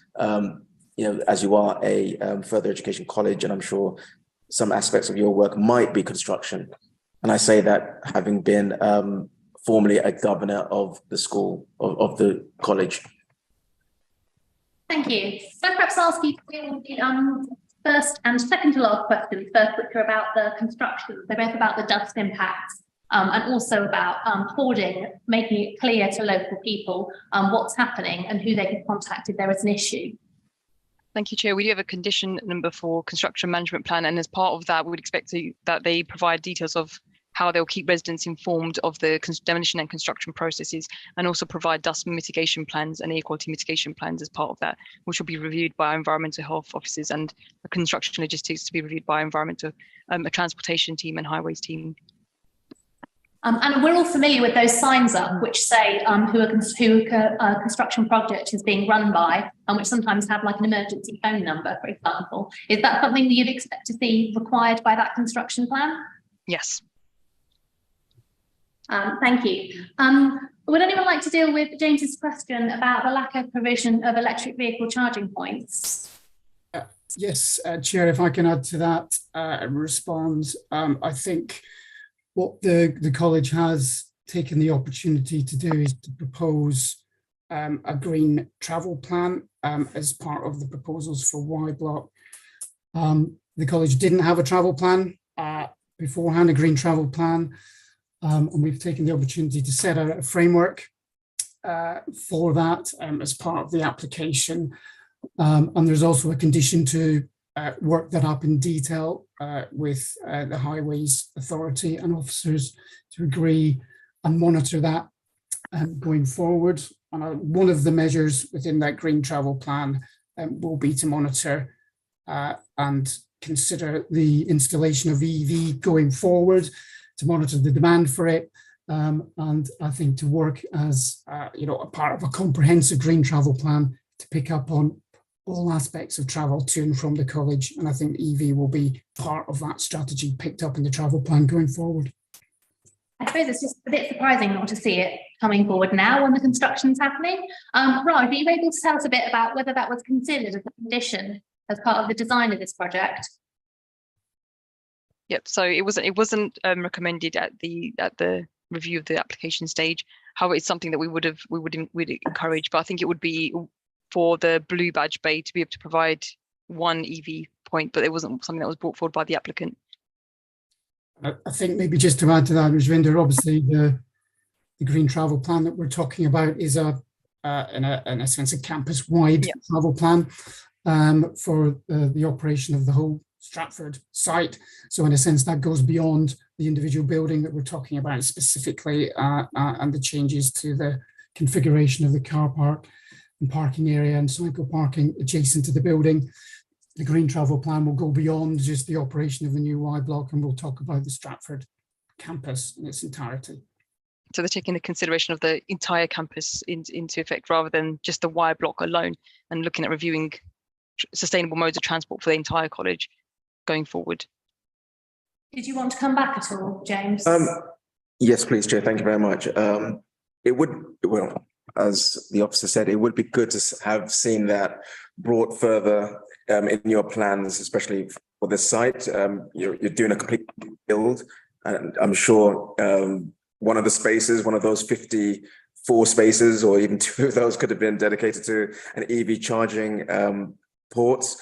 And technology's come a long way. You've got lampposts that charge cars. And I do think it could be built in, that could be part of your infrastructure and your plans. But that's just something we can't necessarily recommend that you do that, but it would have been good to see that in your plans. I was going to say, if I can come in here, it's part of a wider college. What we've done at the college is actually removed all petrol vehicles already, and we've only got EV vehicles. We've just actually set up in our W block, which is another part building, EV training things so that students actually learn how to install them themselves. We are putting PV training pods in as well. So we are pushing the environmental agenda. And I do actually already have 2 EV charging points, but they're only for college van usage at the moment. And we would look at trying to put additional EV chargers in. That sounds more positive, thank you. I think James also asked about what materials were going to be used on the new building. Alan, I might, Alan, I'll invite you to respond to that if you're still on the call. Thank you, Angus. Yeah, at low level, we've gone for a brick to give some durability and to tie in with some of the local materials. And then at higher level, we've gone for a standing seam metal cladding system, which will then work with the glazing. So the elevations start around the perimeter, the cladding comes lower, and then as it comes to the entrance, to announce the entrance and to make it obvious where the entrance is, the cladding rises above. So really the palette's quite simple. It's brick at low level, cladding, standing seam metal cladding at higher level, and then glazing obviously to tie in with windows and entrances and the access points into the main entrance access, which is actually an existing building that we're retaining for the main entranceway. Thank you. That does lead us quite nicely into my questions, actually, which were regarding design. I know that there were some comments from Ben Hull, our design officer, who's joined us on the call, but I was a bit curious as to why this hadn't gone through the design review panel. Was there a reason for that? And then linked to that, Ben, I was keen to bring you in to know and for us to be satisfied that the design queries and questions that you had raised had now been resolved by this iteration of the application to your satisfaction. Chair, if I can respond to the first part of your question, I think the college elected to engage with the council's pre-application advice service on the basis that we wanted to talk about design, we wanted to talk about access, we wanted to talk about the consultation strategy, we wanted to talk about the process of the application as part of the discussions with officers. We had two very good sessions. First one back in September 22 with officers, including the design team. Ben was part of that conversation. And then a follow-up session in February where we came back with further thoughts and a more developed scheme at that point before the application was submitted at the end of March. And then following that, we continued to engage during the determination period and respond to comments that Ben and his team had through that process. And we felt that was a constructive process, and we worked closely with your design team and drew on their expertise to inform the designs. I suppose it's just that we get a lot as a committee out of the expertise from the design review panel. Did officers not recommend that you pursue that route? We, during the pre-application, as with all our pre-applications for major developments, we do recommend and encourage applicants to engage with our design review process and to enter into those meetings, because they are highly beneficial and they provide, a numerous architectural panel commenting on a scheme can provide you with far more different views. So we always encourage applicants to enter into that, but ultimately we can't force an applicant into a design review panel process. Understood. Ben, could I perhaps bring you in? Because Sure. I know there were some questions about the design and some changes that were made in collaboration with you. Yeah, sure. Just to reiterate the point that's been made, we obviously always encourage applicants to engage with our design review panel process, because we've seen the added value it brings to schemes, and we know that members and officers actually really value the expert advice they can offer and how it can improve schemes. Having said that, at officer level, we made a number of design comments, both at pre-application stage and during the application itself. And the applicant has responded positively, particularly in regards to materials. We had some initial concerns regarding the use of render, which we felt tends to weather not particularly well, and suggested a brick, which they've taken on board at the low level to provide a robust finish. And also just in terms of the boundary treatment, introducing more landscaping to try and green up that edge. So I think, disappointed that they haven't chosen to engage with the DRP process, but we consider that the changes they've made to the scheme are welcomed, and overall the design is acceptable from a planning perspective. Thank you very much. Mads, I see you, and then John, and then I'm minded to move us on to the vote. So continuing on the discussion regarding aesthetics, I was just wondering, in some of the pictures and plans, we've got London stock style bricks. And in other plans, we seem to have a red finish. Is that because that's the finish pre-consultation? Shall I come in on that? I think certainly in the images I've seen, it was a red brick, and that was the focus of our discussions because we felt that would sort of help tie in with the wider campus and just start to kind of consolidate the character of the area a bit more. I believe there's a condition on for materials, so there is the option for further consideration materials, but red brick is. Sorry, apologies, I think we're looking at the previous application. Oh, that will explain it. They look very similar. Okay, because I was just wondering what other buildings in the local environment were red brick. I think you've got some other college buildings on the campus that are also in red brick. Yes, I think that was the main reason why you recommended that we change the brick colour, I believe, and it does now tone in better with all the other buildings on the campus. Wherever brick has been used, it is always of that red colour. John. One comment, one question. So as someone who studied BTEC construction in Newham College, I actually very much echo Councillor Beckles' point of trying to involve some of the youth service users in the construction process. They don't even have to be employed. I'm sure just visiting the site, seeing the back-end operations, they'd be very interested in that. Can I just come in on that point if you want me to answer that? We work on numerous. Have you finished your point, John? Finish my point, but I also have a question afterwards. But you also have a question. Just one moment. I'll bring you in when we're ready. Apologies. And the actual question is paragraph 70, page 97. It mentions secure by design standards. So actually, in the alleyway next to your college, where I can't remember the name of it specifically. That's between Vicarage Lane and Wellbone Lane. Yeah. So I actually, when I went to college there've been quite a few robberies there, including myself.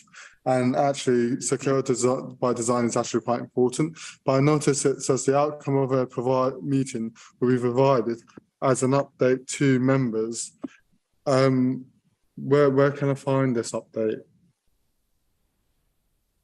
I think that Rajvinder had updated us verbally in the presentation, but are you able to clarify that for us about the secure by design? Yes, so the applicant had a further meeting. So at the time of the print of the report, the applicant had a further meeting with Metropolitan Police designing out crime officers just to further clarify the sort of the security strategy around the design of the scheme itself. But following that meeting, they recommended a secure by design condition so that those measures can then be installed onto the site, and then they can achieve secure by design accreditation. Once they're installed, Metropolitan Police will have another walk around the site and to check that they have met the correct standards. So the design is very much includes their input. Chair, would it be possible to get some ideas on what those design changes could be? Perhaps some of the, like, brief summary of the notes, the outcomes of the meeting? I think, sorry, I was going to say, Angus, if you were involved in that meeting, so are you able to sort of give a brief summary of the outcome of that meeting? Yeah, sure. Rajvinder, I think the focus of the conversation was actually more related to the internal arrangements around controlling and access and the security building itself and the security reception. So there was a number of points around that and how the building would operate and operational requirements around just controlling lockdown procedures and such like. There were some comments around the boundary treatment. We talked about the edges, as you're suggesting, in particular, some consideration to including measures that might restrict the ability for a vehicle to try and to ram raid in front of the building in some ways. So just some measures to introduce some safety around that access area. But the majority of the conversations actually related to the lockdown procedures of the building itself and how it would work. And those clearly will be requirements that are then worked up in consultation with the Met Police. As Rajvinder says, there's now that condition that we've got in place to draw them in as part of that detail. And what about students' current experiences of the alleyway, which John has mentioned? Obviously, not that long ago that John himself was at Sixth College there. Oh, well, that's debatable. But I'm keen to know whether the security of that alleyway, both staff and students using it, whether that's still a concern or something that you were experiencing crime or ASB around? I'll take that one. My security team are there on site all the time. We haven't seen any kind of increase in crime in that area recently. In the 4 years that I've been in my post, it has not been flagged to me as an issue, but I am happy to take that away and recheck that. But it hasn't been flagged up by either the local police or my security team. And we do have CCTV now, although it doesn't sort of focus on the alleyway because, of course, of conditions. We do have a lot of CCTV in that area, which does act as a deterrent. That's helpful, thank you. Perhaps we could ask you to take that away. And John's other point, and my apologies, Councillor Beckles, because you did raise this as well, and I didn't follow it up, was about the potential for involving construction students at the college in learning around this project. I wondered if you could tell us anything about that. Of course. I mean, this isn't the only project we're running at present. We do have apprentices on other projects already. We've got work experience going on some of the other construction projects. There is an S106 provision that requires employment as well, but we work with any construction contractor, which I oversee, and ensure that they do give work experience, and where applicable, if the actual term of the construction is long enough, an apprenticeship as well, or at least that. And we have an apprenticeships director that links in directly with the constructors, construction companies, in order to maximize the benefit we can get out of it, both for our students and for staff as well. Thank you. Councillor Shirley Fortune, and then I will move us to the vote. Sure. It's one last point with regards to the safety of the alleyway as protected or supported by the college structure buildings and car park area. Currently, that alleyway is very poorly lit. Now, that, of course, isn't solely your responsibility, it's ours as well. But I was wondering whether there would be any extra lighting onto the spaces that the public will move around the building outside of your boundary, which will be influenced by either passive or direct lighting from the college. I think, if I can answer that, I think there's no specific proposals to enhance the lighting. Clearly, though, that we've got residential properties on the other side of that alleyway as well that we need to be mindful of. There will be lighting linked to the security of the car park area and the cycle parking and such like outside the building, but there's not proposals to include for lighting beyond the boundary. Okay, thank you. Could I ask Raj for you to share your screen again to show us the recommendation from officers, please? So I'll do that now.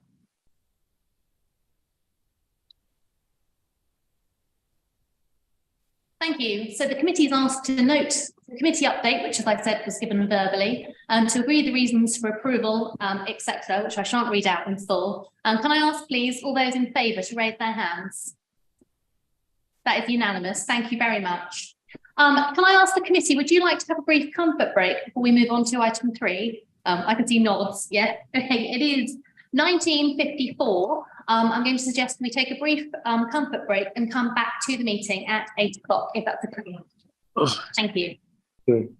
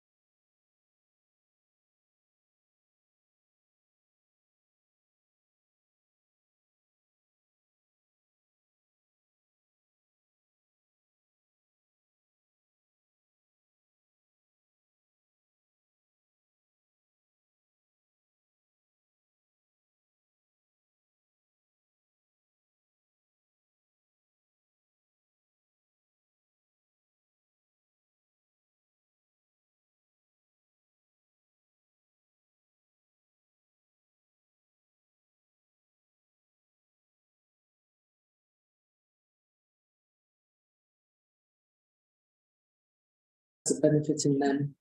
Back on.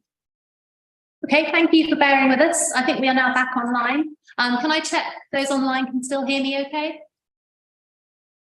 can see some nods. I think at this time of night, that's probably good enough. Agenda item 8 is the final substantive item on our agenda. This is Upton Cross Primary School. Could I ask, please, firstly, whether the applicants would like to present to the committee? So you may have 5 minutes. If we just do a brief introduction, my name is Richard Addenbrook. I'm an architect and agent for the applicant, Reds 10, who have been appointed by the DFE to provide these temporary buildings. We don't want to take up too much time duplicating what Dan Legg might say in the next few minutes. So I think just as an overall summary, we view this application as a light touch temporary addition within the grounds of an existing school to provide short-term accommodation for the pupils of the permanent Connaught Special School, which is currently under development. I'm joined by colleagues from the DFE, from the School Trust, and from LBN's Education Services to field any questions which might arise. Thank you. Thank you. And did you want to present at all, or were you just here to answer any questions that we have?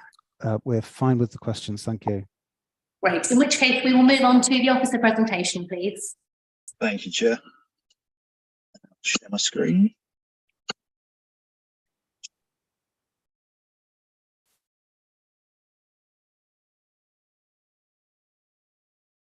Is everyone able to see that? Yes. That's brilliant. So item 8 relates to Upton Cross Primary School Annex, located on Curtin Road, Upton Park. Slide 2 shows the site location and a recent aerial photograph. The site lies within a built-up residential setting, bounded by residential streets to the north, south, east and west. The application in question seeks time-limited consent for the erection of a part single-storey, part two-storey temporary classroom building and the erection of a single-storey temporary classroom building, both of which would be located eastwards of the main school building within the site. The building would be in situ until September 2024, whilst the redevelopment of Connaught Special School takes place. The temporary buildings would provide classroom space, SEN therapy and calm rooms, alongside toilet facilities and administrative space. Slide 4 shows the application site when viewed from Curtin Road to the south. Slide 5 shows the school site from Ravenhill Road located to the west and from the junction of Orwell Road and Ravenhill Road. Slide 6 shows the proposed site plan. Please note that this plan supersedes the site plan within the committee report pack to include cycle storage provision. Slide 7 provides the proposed layout and route plan for both temporary buildings, whilst slide 8 provides elevation drawing used to temporary buildings. In terms of the plan consideration, this presentation will cover principal, design, amenity, impact on trees, transport, and any other relevant material planning consideration. In terms of principal development, the use of the site for educational purposes is well established. The current development plan is supportive of providing additional educational and community facilities to ensure that the current and future needs of the borough are met. The proposal would create additional floor space on a temporary basis, providing classroom space, SEM facilities, and administrative space. The temporary buildings would allow pupils to continue to receive an education and specialist support and minimise disruption to them whilst redevelopment of Connaught Special School takes place. The buildings would be separate from Upton Park Primary School, and therefore the day-to-day operations of their school would not be affected. As such, the principal development is considered to be acceptable, subject to compliance with other material planning considerations. In terms of design, temporary buildings would be constructed in materials commonly used in the composition of modular structures, and whilst the finish would not be of the highest design quality, they would not detract from the buildings which already exist on the site and would not have an adverse impact upon the appearance of the street scene or wider area. The proposed buildings would respect the scale of the existing built form within the site and would not appear prominent within the context of the surrounding area. Given the temporary nature of the proposed classroom buildings, the design of the proposals is supported. In terms of impacts to neighbouring community, taking into account the scale of the main school building, the proposed temporary buildings are considered to be reasonably modest in scale and will retain a sufficient separation distance to neighbouring properties to ensure no adverse loss of light or overshadowing.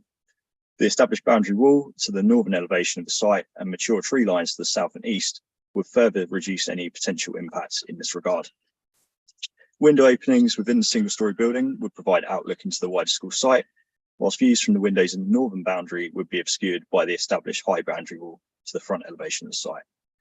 No window openings would be positioned within the eastern elevation of the part 2-storey building, and therefore there are no privacy impacts to the occupiers of Ravenhill Road.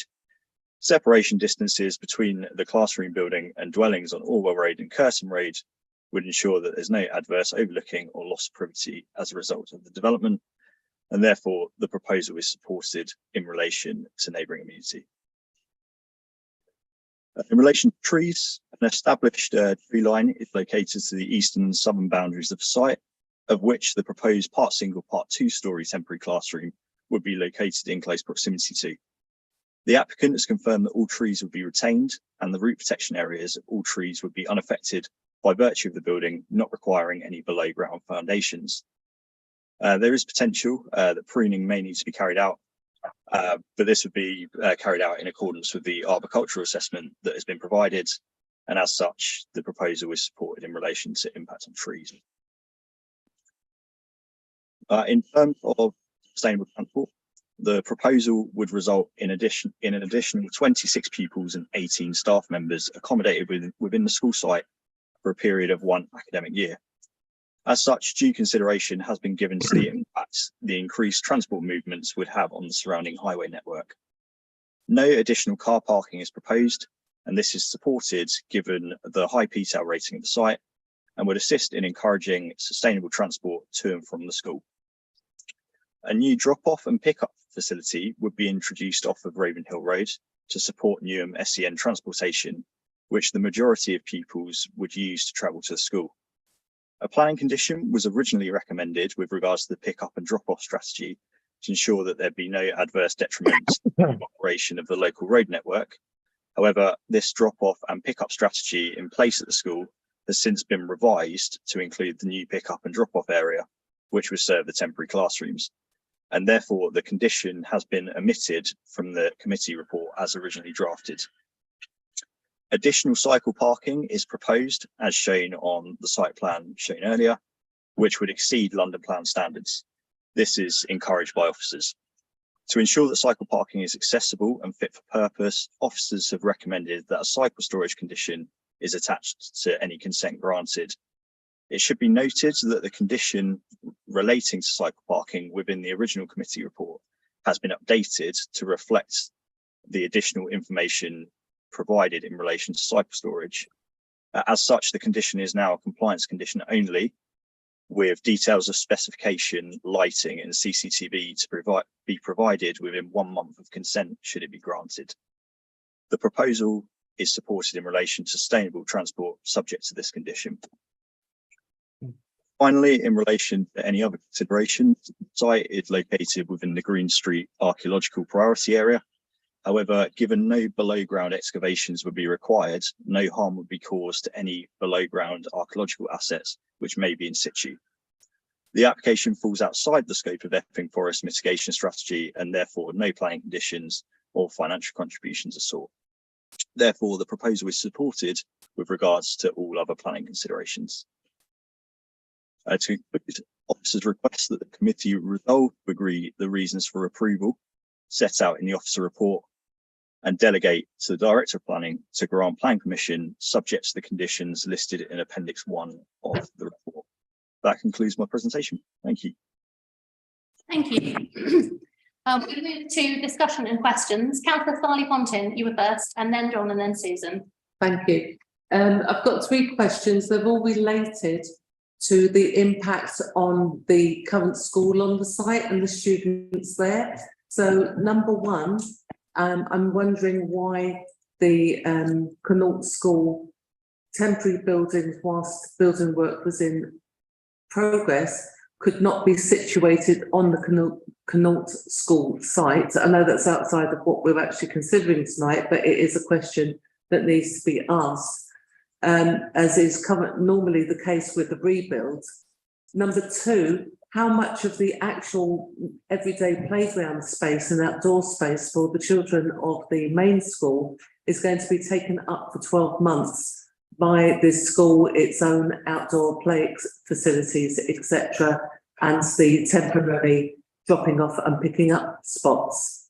Thirdly, will the Connaught School be using any of the other Upton Cross facilities? For example, will their meals be being prepared in the kitchen of Upton Cross? So will that mean that the school will have to increase its capacity of catering and catering staff? Will those staff then have to travel up and downstairs or long distances with trolleys of food? Will the Connaught students also have sometimes need to use the larger playground for different types of play and leisure facilities, therefore again limiting the experience of the current students at Upton Cross? And what is in it for the students and the parents of the students at Upton Cross, apart from being hospitable to fellow residents? Thank you. I don't know whether the applicants would like to address those, or whether there is perhaps someone from LBN. I think Peter, you're... I was going to say, Chair, I'm happy to answer those as the executive head teacher of Connaught School, if that's okay. Please go ahead. So just firstly, I'm one of the executive head teachers at the Learning in Harmony Trust, and Learning in Harmony Trust schools include Connaught, JFK Special School, so I work with Jim, who you heard from earlier, Sheringham, Drew, Hartley and Upton Cross primary schools. When we realised that there was going to be the significant delays to the permanent site at Connaught, we were asked by the local authority if we could consider the potential to open early. The Connaught site for the permanent build is not a rebuild. The whole space needs clearing and a lot of work needs to be done there. So one of the things that we looked at was our own schools, our own Learning in Harmony Trust schools. We identified schools with a falling roll.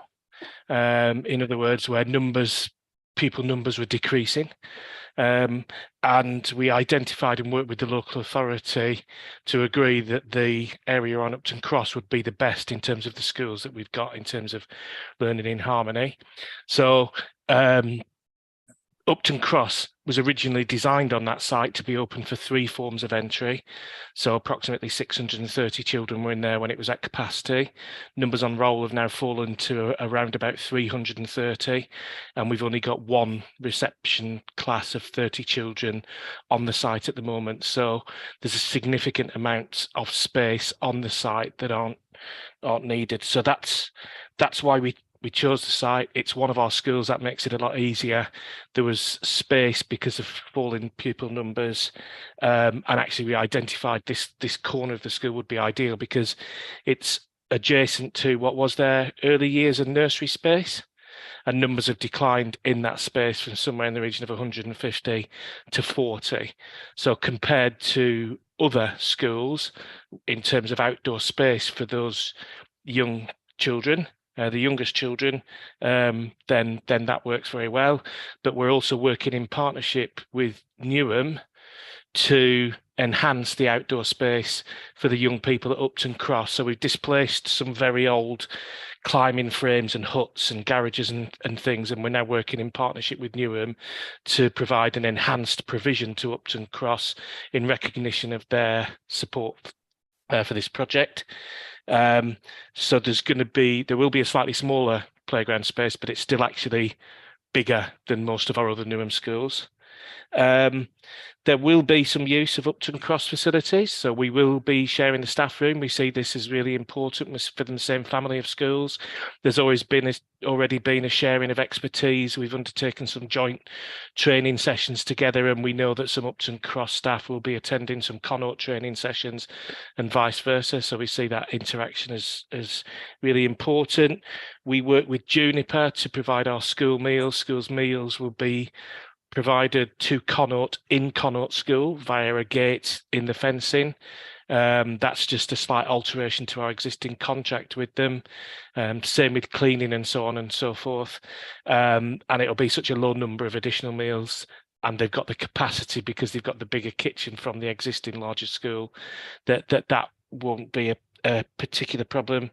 Connaught students will not at any point be in any of the Upton Cross space. It will purely be staff that use those spaces, and actually because we're using one of the existing buildings which is outside of this planning application, you'll be pleased to know that we did open last week for our first 4 students who've had an absolutely fantastic start, some of whom have been out of school for over 2 years. So what's in it for Upton Cross? A lot of sharing of expertise, a lot of benefits to the Upton Cross staff, but actually more than anything else, it's providing a really useful space for these young people to get back into a school when some of them have been out of school for quite a long time. Mads, did you want to come back? Yeah, if I may come back on that, Ashley, thank you for that full answer. Considering that there is the overall and universal drop in school pupil numbers across North East London with the closing of some schools and the amalgamation of others in other boroughs, I'm surprised that whilst we have the need for the capacity for the SEN children, particularly those with high needs, I'm surprised that you're building a new building rather than using the capacity that you say is currently wasted within a school such as Upton Cross. Upton Cross is a very old 3-storey building that wouldn't be appropriate to use for the profile of students that we've got here, and the buildings that we're putting in place are temporary, so they're a modular build that will be dropped in and taken away in a year's time. It's literally, if I'm genuinely honest with you, the race to get ready for a temporary opening has been solely to support the local authority in its requirement for urgent places this year. I can see Peter Gibb waiting to come in as well. Before I bring you in, Peter, I just wanted to say, although obviously it's late and we're getting tired, we are no less grateful to you, Ashley, as the head teacher, for coming this evening. I did say earlier in the meeting how much we always appreciate head teachers attending. It's getting late. We're even more grateful to you for giving up your evening. And these kind of questions is exactly why we really like to have head teachers or someone from the school with us when we see these kind of applications. So thank you for being here. Peter, could I bring you in to address some of the queries that Madeline's brought up from a Newham perspective? Yeah, thank you, Chair. I think just on the point about sort of school roles overall, we have seen across London a drop in primary school numbers, but that drop in Newham has been less significant. And the reason for that is that we have, I think, the second highest number of planned new homes that are being built. So although we have seen some drop in numbers, it's been relatively modest and has affected certain schools more than others. So Upton Cross being one of those schools. And it entirely made sense when thinking about a temporary site for the Connaught School to use the Upton Cross site for the reasons that Ashley has outlined. But we're not in a position where we have a significant number of almost empty kind of other schools that could be used to host a new special school. And the Connaught School, which I know is not the subject of this evening's application, is a custom-built school for a pupil cohort with a very specific set of needs. And coming back to the point about sort of the need for additional specialist places, the Connaught School, together with the expansion of JFK that was discussed earlier this evening, do mean that we will have fewer children with complex needs who need to be either educated out of borough, which we'd all rather avoid. We'd like children to go to a local school. And also in some cases actually means that children have a school place, because unfortunately without this additional provision we have a small number of children who are on home outreach education, which is not acceptable.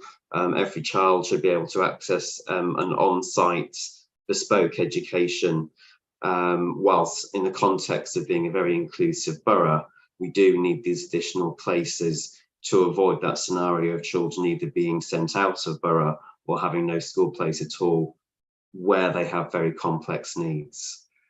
That's helpful, thank you. And thank you for addressing the inclusion issue, which we raised earlier with a different application as well. Forgive me, committee, it's getting late. Was it John next, I think? Yeah, so I saw in the presentation that the drop-off and pick-up strategy was removed, and that was because of the change in the drop-off site. But personally, I would have thought that would meant you need to adopt a new strategy, not the current one. So I was wondering why was it removed? So thanks for your question. The drop-off and pick-up facility hasn't been removed. So there is an existing strategy in the space in place for the campus. Between the original committee report being drafted and this evening, the applicant has provided a revision to the existing drop-off and pick-up strategy to include the new vehicular access serving the Connaught Special School side of the site. And sufficient details have been provided in terms of the management of that, and therefore the strategy is now part of the approved documents for the application, rather than us requiring a condition to submit a new strategy, which would slow up the process of getting pupils and staff on site. So does that mean in effect that the any issues created are being picked up but just at an earlier stage in the process rather than post hoc through condition? That's correct. So we gave the applicant the opportunity to provide additional information in relation to the drop-off and pick-up strategy, as well as cycle parking, prior to this committee taking place. It just wasn't provided soon enough to have in the original committee pack. So ordinarily we'd invite applicants to provide as much information in advance to negate the needs to add conditions to any consent. Thank you. I'm sure I saw another hand. Could you, Susan? It's just, I mean, I accept the fact that part of the reasons we're accepting the limitations to this building is because it's a temporary building. My question is a more general planning question, I think, that given financial pressures, you could see why, you know, it might continue beyond the length of time that we're initially commissioning it for. So I just wanted to sort of ask what enforcement conditions there were to make sure that it remains a temporary building and doesn't become a permanent fixture in the school landscape. Sure. So the any consent would be subject to sort of a cut-off period. So it's a time-limited consent. So at this moment in time, it would be the last day of September 2024. If the school did require an extension to that, a further application would need to be submitted in order to extend that time period. And obviously the same considerations would be taken into account should officers need to assess a future application. Okay, thank you. The questions that I had have actually been dealt with by my colleagues in earlier questions and comments. I think I'm sensing it might be time to move to the vote, unless anyone has anything else pressing they want to bring up. Dan, could I ask you to share your screen again, please? Yep, no problem, Chair.